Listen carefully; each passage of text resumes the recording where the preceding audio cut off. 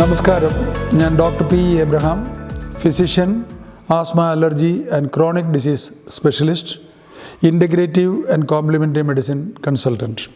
കോട്ടയത്തും എറണാകുളത്തും പ്രാക്ടീസ് ചെയ്യുന്നു. ചൊവ്വ, വ്യാഴം, ശനി ദിവസങ്ങൾ കോട്ടയത്തും തെക്കുംകോവൂരം ജംഗ്ഷനിലും എറണാകുളത്ത് കടവന്ത്രയ്ക്കടുത്ത് ഉള്ള സെൻറ്ററിൽ ബുധനും വെള്ളിയും പ്രാക്ടീസ് ചെയ്യുന്നു. ഇന്ന് വളരെ സന്തോഷമുള്ളൊരു വിഷയം, എൻ്റെ ജീവിതത്തെ മാറ്റിമറിച്ചൊരു വിഷയത്തെ പറ്റിയാണ് ഞാൻ സംസാരിക്കാൻ പോകുന്നത്. അത് യോഗയെ പറ്റിയാണ്. June 21 international Yoga day. Shri നരേന്ദ്രമോദിജിയുടെ പരിശ്രമത്താലാണ് ആഗോളതലത്തിൽ UN കൊണ്ടുപോലും അംഗീകരിപ്പിക്കുവാൻ അദ്ദേഹത്തിന് സാധിച്ചത്. അദ്ദേഹം വളരെ ചെറുപ്പം മുതൽ തന്നെ യോഗ ചെയ്ത് അതിൻ്റെ പ്രയോജനം മനസ്സിലാക്കി, അതിന് എത്ര പൊട്ടൻഷ്യൽ ഉണ്ടെന്നുള്ള മനസ്സിലാക്കി അദ്ദേഹത്തിൻ്റെ വ്യക്തിജീവിതം പോലും ഈ യോഗയുടെ പരിശീലനത്തിൽ കൂടി പ്രയോജനം സിദ്ധിച്ച ഒരാളാണ്. ഒരു ചെറിയ അളവിൽ എൻ്റെ ജീവിതവും മാറ്റിമറിച്ചത് യോഗയാണ്. എൻ്റെ ഓർമ്മ ശരിയാണെങ്കിൽ 1979 യോഗ പഠിക്കുവാൻ വേണ്ടി ഞാൻ ബീഹാർ സ്കൂൾ ഓഫ് യോഗയിൽ പോകുന്നത്. അന്ന് അവരുടെ first batch of yoga teachers and yoga therapy കോഴ്സായിരുന്നു അന്ന് അവിടെ നടന്നത്. ഓൾ ഇന്ത്യയിൽ ഞങ്ങൾ 30 പേരോളം അന്ന് ആ ബാച്ചിലുണ്ടായിരുന്നു. അതിൽ ഡോക്ടറായിട്ട് ഞാനും വേറൊരു വ്യക്തിയും മാത്രം. ഞാനന്ന് MD ജനറൽ മെഡിസിന് ശേഷമാണ് പോകുന്നത്. അന്ന് ഞാൻ പോയപ്പോൾ പലരും കോട്ടയത്തെ പരിചയമുള്ള പലർക്കും ഡോക്ടർക്ക് എന്തോ അല്പ അസ്വസ്ഥതയുടെ തുടക്കമുണ്ട്, അതാണ് MD കഴിഞ്ഞ ആൾ യോഗ പഠിക്കാൻ പോകുന്നത്. പക്ഷേ ഞാൻ സത്യത്തെ അന്ന് അന്വേഷിക്കുകയാണ്. അപ്പോൾ എൻ്റെ അന്ന് കോട്ടയത്തുണ്ടായിരുന്ന വളരെയധികം ജ്ഞാനിയായ ഒരു സുഹൃത്തുണ്ടായിരുന്നു. അദ്ദേഹമാണ് ഈ ബീഹാർ സ്കൂൾ ഓഫ് യോഗയുടെ 1-2 പാംഫ്ലെറ്റ്സും ഈ പറഞ്ഞ ട്രെയിനിങ്ങിനെ പറ്റി എന്നോട് പറയുന്നത്. അങ്ങനെ ഞാൻ യോഗ ടീച്ചേഴ്സ് ട്രെയിനിങ് കോഴ്സ് അന്ന് അവിടുന്ന് കംപ്ലീറ്റ് ചെയ്തു. എൻ്റെ ജീവിതത്തിലെ മാറ്റിമറിച്ച സംഭവം ഞാൻ പറയാൻ കാരണം, യോഗ മാത്രമല്ല, അലോപ്പതി വൈദ്യശാസ്ത്രം മാത്രം പഠിച്ച് അത് മാത്രമേ സത്യമുള്ളൂ എന്നും അതിൽ മാത്രമേ യഥാർത്ഥ വൈദ്യശാസ്ത്രമുള്ളൂ എന്നും അതുവരെ വിചാരിച്ചിരുന്ന എനിക്ക് അവിടുത്തെ ട്രെയിനിങ് പീരീഡിൽ അവിടുത്തെ വളരെ ബൃഹത്തായ ലൈബ്രറിയിൽ റെഫർ ചെയ്യാനുള്ളൊരു ചാൻസ് കിട്ടി. ഞാൻ പോയ ആശ്രമത്തിൻ്റെ ഗുരുവിൻ്റെ പേര് സത്യാനന്ദ സരസ്വതി എന്നായിരുന്നു. ഗംഗയുടെ തീരത്തുള്ളൊരു പർണശാലയിലാണ് ഞങ്ങളുടെ ട്രെയിനിങ്ങും, അവിടെയാണ് താമസവും. ഈ സത്യാനന്ദ സരസ്വതിൻ്റെ അദ്ദേഹത്തിൻ്റെ ഗുരു സ്വാമി ശിവാനന്ദ സരസ്വതി ആയിരുന്നു. അദ്ദേഹത്തെ പറ്റി ഇന്ത്യയിൽ, കാരണം യോഗ ആശ്രമത്തിൽ നിന്നും യോഗയുടെ അകത്തെ സംവിധാനങ്ങളിൽ നിന്നും അല്ലെങ്കിൽ സന്യാസിമാർക്ക് മാത്രം മനസ്സിലാകുന്ന വിഷയത്തിൽ നിന്നും പുറം ലോകത്തേക്ക് കൊണ്ടുവന്നതിൽ വളരെ അറിയപ്പെടുന്ന പ്രധാനപ്പെട്ട ഒരു വ്യക്തിയാണ് സ്വാമി ശിവാനന്ദ. എന്നെ ഏറ്റവും കൂടുതൽ ആകർഷിക്കുവാൻ കാരണം അദ്ദേഹം ഒരു മെഡിക്കൽ ഡോക്ടറായിരുന്നു.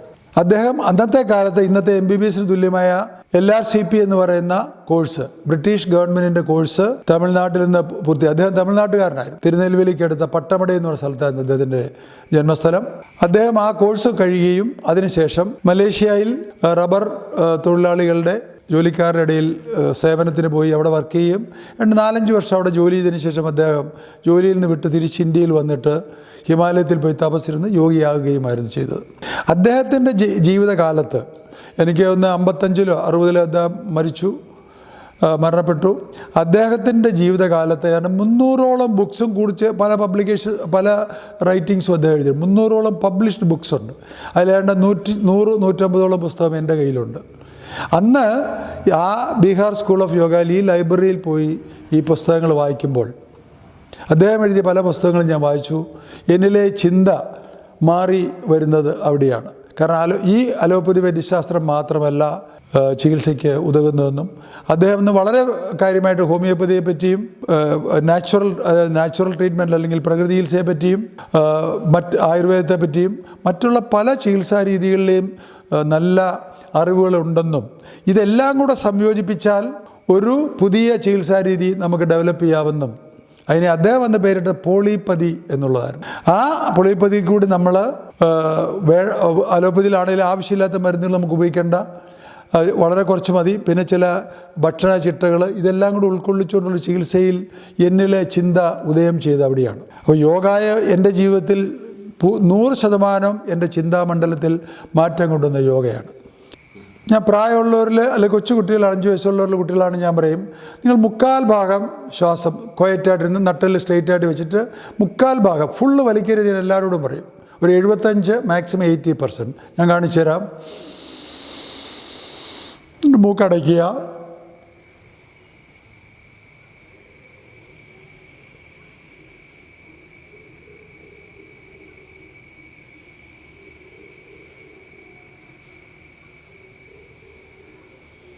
എത്ര നേരം കംഫർട്ടബിളായിട്ട് പിടിക്കാവോ അത്രയും പിടിച്ചിട്ട്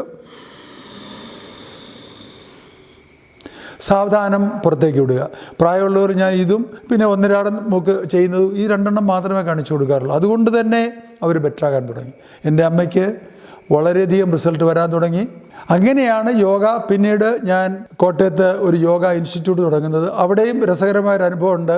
അലക്സ് എന്ന ഒരു മഹൽ വ്യക്തിയായിരുന്നു അതിൻ്റെ ഇൻസ്ട്രക്ടർ, ചീഫ് ഇൻസ്ട്രക്ടർ. അലക്സ് 6-ാം മാസത്തിൽ 1 വയസ്സുള്ളപ്പോൾ വലിവ് തുടങ്ങി 29 വർഷം വരെ സഫർ ചെയ്തിട്ട് എൻ്റെ അടുത്ത് വന്ന് ഒരു നല്ല ശതമാനം ക്യൂറായപ്പോൾ ഞാൻ യോഗയുടെ കാര്യം പറയുകയും അലക്സിനും അതിനെപ്പറ്റി പഠനത്തിൽ നടത്തിയാൽ കൊള്ളാൻ താല്പര്യപ്പെട്ട് ഈ ബീഹാർ സ്കൂൾ ഓഫ് യോഗയിൽ അലക്സും ട്രെയിനിങ്ങിന് അടുത്ത ബാച്ചിൽ ടീച്ചേഴ്സ് ട്രെയിനിങ്ങിന് വിടുകയും അലക്സ് അവിടുന്ന് കോഴ്സ് പൂർത്തിയാക്കി തിരിച്ചു വന്ന് ഞങ്ങൾ കോട്ടയത്ത് പോളിപ്പതിക് റിസർച്ച് ഫൗണ്ടേഷൻ ഇൻ്റർനാഷണൽ എന്നുള്ളൊരു ഓർഗനൈസേഷൻ്റെ കീഴിൽ വർഷങ്ങളോളം യോഗ ഇൻസ്റ്റിറ്റ്യൂട്ട് നടത്തുകയും ചെയ്തു.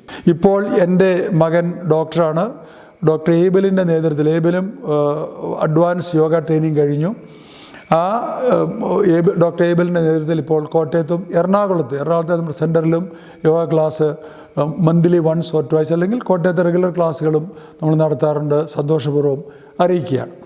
എന്താണ് ഇൻ്റർനാഷണൽ യോഗ ഡേയുടെ പ്രസക്തി? ഞാൻ ഒറ്റ വാക്കിൽ രോഗികളോട് പറയുന്നൊരു കാര്യമുണ്ട്. ഒരു 10 വയസ്സിന് മുകളിലുള്ള എല്ലാവർക്കും ഒരു ക്ലാസ്, അതായത് എൻ്റെ ചികിത്സയിൽ ഏതാണ്ട് ചികിത്സ തുടങ്ങി 1-2 മാസത്തിനകം, ശരാശരി 1 വർഷം 1 വർഷമാണ് ആസ്മയ്ക്ക് ഞാൻ ചികിത്സിക്കുന്നത്. 90% രോഗികളും അതുകൊണ്ട് ക്യൂറാവും. ക്യൂർ എന്ന് പറഞ്ഞാൽ അവർക്ക് പിന്നീട് മരുന്ന് ആവശ്യമില്ല, അവർക്ക് പിന്നീട് രോഗലക്ഷണങ്ങളില്ല, അവർക്ക് ആരോഗ്യത്തോടെ നിലനിൽക്കും. ഈ പൂർണ്ണ ആരോഗ്യം നിലനിർത്തുന്നതിൽ, ക്യൂർ ആയതിനു ശേഷം നിലനിർത്തുന്നതിൽ ഏറ്റവും വലിയ പങ്ക് വഹിക്കുന്ന യോഗയാണ്. വളരെ വളരെ സന്തോഷത്തോടെയാണ് ഇവിടെ ഈ സ്റ്റേറ്റ്മെൻറ്റ് പറയുന്നത്. അറിവില്ലാത്തവരുടെ ഞാൻ പറയണം, ഭാരതത്തിൻ്റെ ആർഷഭാരതത്തിൻ്റെ സംസ്കാരമായ നമ്മുടെ മുതലായ നമ്മുടെ ഏറ്റവും വലിയ സ്വത്തായ യോഗ, വൈദ്യശാസ്ത്രവും കൂടെ പൂർണ്ണമതയിൽ ഉൾക്കൊള്ളാമെങ്കിൽ, എല്ലാ വൈദ്യശാസ്ത്രങ്ങളും മേഖലകളും ഉൾക്കൊണ്ടാൽ ഇവിടെ ഒരു അതിശയം സംഭവിക്കും ആരോഗ്യ മേഖലയിൽ. ഞാൻ പറഞ്ഞ ആരോഗ്യ മേഖലയിൽ, രോഗമേഖലയിലല്ല. രോഗം മാറി ആരോഗ്യത്തോടെ നമുക്ക് ജീവിക്കാൻ പറ്റും. അവിടെ യോഗ എന്ന് പറയുന്ന വാക്കിൻ്റെ അർത്ഥം യൂണിയനാണ്. 2-3 അർത്ഥതലങ്ങളുണ്ട് ആ യൂണിയന്. ശരീരത്തിൻ്റെ മനസ്സും ശരീരവും യൂണിയനാകുക, നമ്മുടെ ഇൻഡിവിജ്വൽ കോൺഷ്യസ്നെസ്സും സുപ്രീം നമ്മുടെ ദൈവിക ശക്തി എന്ന് പറയുന്ന ആ കോൺഷ്യസ്നസ് തമ്മിലുള്ള യൂണിയൻ അവിടെ നടക്കും. നമ്മുടെ എല്ലാ ചിന്തകളും എല്ലാ സംഗതിയും നമ്മൾ ആ യൂണിയൻ വന്നിട്ട് മനസ്സ് വളരെ ഫ്രീ ആകും. എൻ്റെ ജീവിതത്തിൽ ഏതാണ്ട് 35 വർഷത്തിൽ കൂടുതലായിട്ട് ഞാൻ രോഗികളോട് പറയാറുണ്ട്, പ്രാഥമിക കർമ്മങ്ങൾ ശേഷം യോഗ ചെയ്യാതെ അല്ലെങ്കിൽ മെഡിറ്റേഷനും കൂടെ ചെയ്യാതെ എൻ്റെ ബെഡ്റൂം ഞാൻ തുറന്ന് വെളിയിൽ വരാറില്ല. എല്ലാ ദിവസവും വർഷങ്ങളായിട്ട്. ഇതിൽ നിന്നാണ് എൻ്റെ എനർജി ഞാൻ രാവിലെ തന്നെ ബിൽഡ് ചെയ്യുന്നത്. പലരും എന്നെ കൺസൾട്ട് ചെയ്യാൻ വരുമ്പോൾ വർഷങ്ങളായിട്ട് എന്നെ കാണുന്നവർ പറയും, ഡോക്ടർ ഒന്നിനൊന്നിന് യൂത്ത്ഫുള്ളായി വരികയാണല്ലോ, അല്ലെങ്കിൽ ഹെൽത്തി ആയിട്ട് നിലനിൽക്കും. ഞാൻ പറയും, ഇതിനൊരു കാരണങ്ങളുണ്ട്, ഇതിനൊരു ഇൻവെസ്റ്റ്മെൻ്റ് ഉണ്ട്. അല്ലാതെ സുപ്രഭാതത്തിൽ നമുക്ക് കിട്ടുന്നതല്ല ഹെൽത്ത്. അതെല്ലാവർക്കും വളരെ ഈസി വേണമെന്നാണ് ആഗ്രഹം. പല ധനവാന്മാരുടെ വിചാരം അവർക്ക് പണം ഉണ്ടാക്കുന്ന പോലെ തന്നെ ഹെൽത്തും ഉണ്ടാകണം എന്നുള്ളത് നടക്കുകയില്ല. നമ്മൾ തന്നെ ഹാർഡ് വർക്ക് ചെയ്യണം. ഒരിക്കൽ എൻ്റെ ഒരു അമേരിക്കൻ സുഹൃത്ത്, ഒറിജിനൽ അമേരിക്കനാണ്, മൈക്കിൾ മക്കാർത്തി, 82 മുതൽ എനിക്ക് എൻ്റെ ഫ്രണ്ടാണ്. അദ്ദേഹം ഒരിക്കൽ ചിലപ്പോൾ വന്നു കഴിഞ്ഞാൽ ആഴ്ചകളോളം എൻ്റെ വീട്ടിൽ താമസിക്കും. യോഗ പ്രാക്ടീസ് ചെയ്ത് മൈക്കിൾ പറഞ്ഞൊരു സെൻറ്റൻസ് ഇതാണ്, doctor, there is only 1 problem with yoga, you have to do it yourself. അതായത് നമ്മൾ തന്നെ ചെയ്തെങ്കിലേ ഇതിൻ്റെ പ്രയോജനം നമുക്ക് കിട്ടുള്ളൂ. വേറൊരാൾ നമുക്ക് വേണ്ടി ചെയ്തു. അപ്പം അല്ലെ, ഗുളിക കഴിക്കാൻ വളരെ എളുപ്പമാണ്. ഏതെങ്കിലും രോഗത്തിനൊരു ഗുളിക കഴിച്ച് ആരോഗ്യം വരുത്താനാണ് എല്ലാവരും നോക്കുന്നത്, നടക്കുകയില്ല.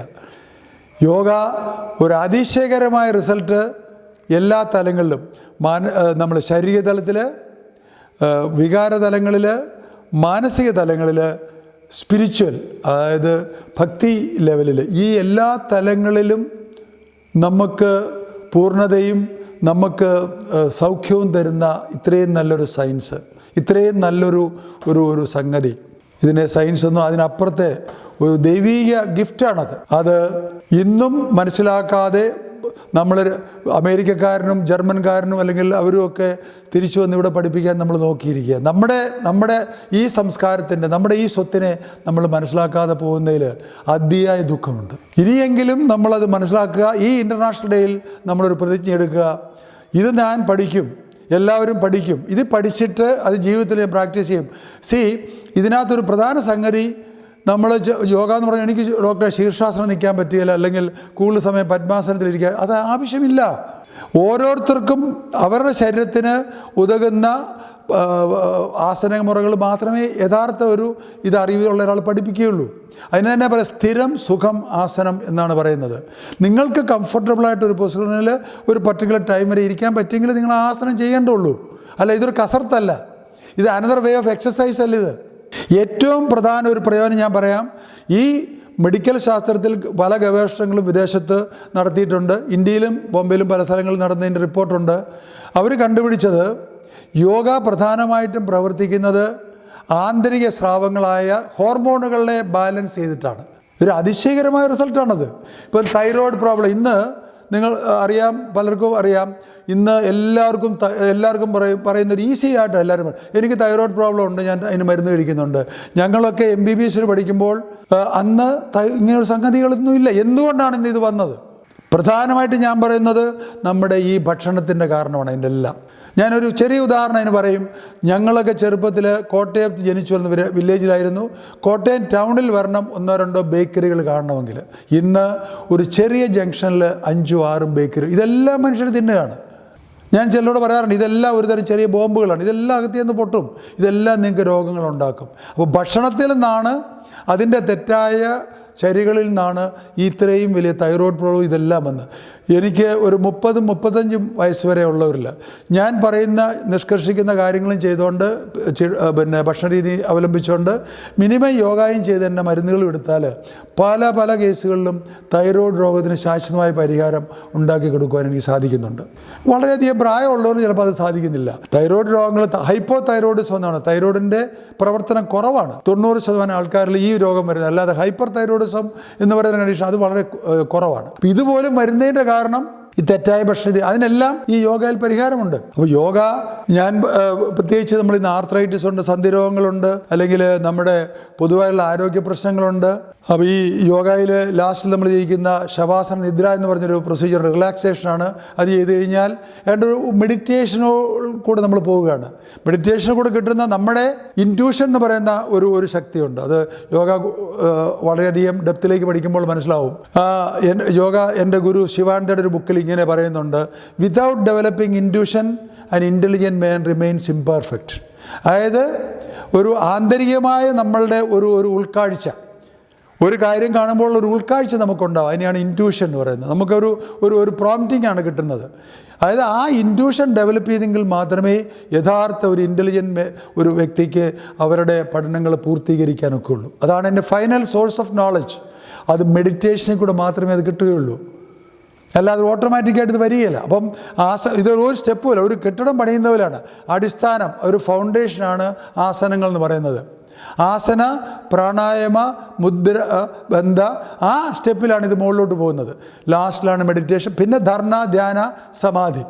അപ്പോൾ ആ ലെവലിലേക്കൊന്നും പോകണം. നമ്മൾ ഫിസിക്കൽ ബെനിഫിറ്റിനെങ്കിലും റെഗുലറായിട്ട് യോഗ ചെയ്ത് കഴിഞ്ഞാൽ നമ്മുടെ ജീവിതത്തിന് അർത്ഥം ഉണ്ടാകും. ഹെൽത്ത് ഉണ്ടെങ്കിൽ മാത്രമേ ജീവിതത്തിന് മീനിങ് ഉള്ളൂ. കാരണം വളരെയധികം പഴകിയ രോഗങ്ങൾ ചികിത്സിക്കുന്ന ആളെന്നുള്ള വിലയില്ല. ഇത് വളരെ ദുഃഖത്തോടെയാണ് പേഷ്യൻസ് വരുന്നത്. ഞങ്ങൾക്ക് ഇനി മരിച്ചാൽ മതി. അപ്പോൾ ആ വ്യക്തി എന്ന് പറയുമ്പം ആ വ്യക്തിയുടെ കുടുംബാംഗങ്ങളും അവരുടെ ചുറ്റുമുള്ള അവരുടെ ബന്ധുക്കളും എല്ലാം കൂടെ ഒന്ന് ഓർത്ത് നോക്കി, ഇവരെല്ലാവരും ദുഃഖിതരാണ്. ഇവരുടെ എല്ലാവരുടെയും ദുഃഖം മാറും നമ്മൾ ഹെൽത്തി ആയി കഴിഞ്ഞാൽ. ഞാനൊരു ഗോൾഡൻ സെൻറ്റൻസ് പറയാറുണ്ട്, health of the family, happiness for all. അപ്പോൾ എല്ലാവരും, ഞാൻ പണ്ട് നേരത്തെ ഒരു എപ്പിസോഡിൽ പറഞ്ഞു, കുടുംബാംഗങ്ങൾ എല്ലാവരും പരസ്പരം ഒരു കോമ്പറ്റീഷൻ സ്പിരിറ്റിൽ ആ വീട്ടിൽ ജീവിക്കണം. എന്താണ് കോമ്പറ്റീഷൻ്റെ സബ്ജക്റ്റ്? ആരായിരിക്കും ബെറ്റർ ഹെൽത്തിൽ ജീവിക്കുന്നത്? അത് ഞാൻ പറഞ്ഞില്ലേ, ഫിസിക്കലായിട്ട്, ശാരീരികമായിട്ട്, വികാര തലങ്ങളിൽ, ഇമോഷണൽ, മാനസിക തലങ്ങളിൽ ആൻഡ് സ്പിരിച്വൽ തലം. ഇത് ഞാനായിരിക്കണം ബെസ്റ്റ് ഹെൽത്തിൽ ജീവിക്കുന്ന വ്യക്തി. ആ ഒരു കോമ്പറ്റീഷൻ സ്പിരിറ്റ് നമുക്ക് വന്നെങ്കിൽ മാത്രമേ യോഗയെയും ഉൾക്കൊള്ളാൻ പറ്റുള്ളൂ. അതുകൊണ്ട് ഈ ഇൻ്റർനാഷണൽ യോഗ ഡേ വരുന്ന 2 ദിവസം വരുന്ന ഡേയിൽ നിങ്ങളൊരു പ്രതിജ്ഞ എടുക്കുക, ഞാൻ യോഗ പഠിക്കും. അതിന് വെറും ഓൺലൈനിൽ നിന്നല്ല പഠിക്കേണ്ട, യോഗ പഠിച്ച ഒരാളുടെ തന്നെ പഠിച്ചാലേ അതിന് പൂർണ്ണ പ്രയോജനം കിട്ടുകയുള്ളൂ. യോഗ പഠിക്കും, ഞാൻ അതിൻ്റെ ജീവിതത്തിൽ പകർത്തും. ഞാൻ പൂർണ്ണ ആരോഗ്യവാനും ആരോഗ്യവതിയായിട്ട് ഈ ലോകത്തിൽ ജീവിക്കും. എനിക്ക് മറ്റുള്ളവർക്ക് കൊടുക്കാനുള്ള എൻ്റെ സമ്മാനവും അതായിരിക്കും, കുടുംബാംഗങ്ങൾക്ക് എല്ലാവർക്കും. ഇന്നത്തെ ഈ വിഷയം നിങ്ങളുടെ യഥാർത്ഥത്തിൽ ഉൾക്കൊണ്ട് നിങ്ങളുടെ ജീവിതത്തിൽ മാറ്റം വരുത്തും എന്ന് ഞാൻ പ്രതീക്ഷിക്കുന്നു. ഈ വിഷയം നിങ്ങൾക്ക് ഇഷ്ടപ്പെട്ടു എന്ന് വിചാരിക്കുന്നു. നന്ദി, നമസ്കാരം.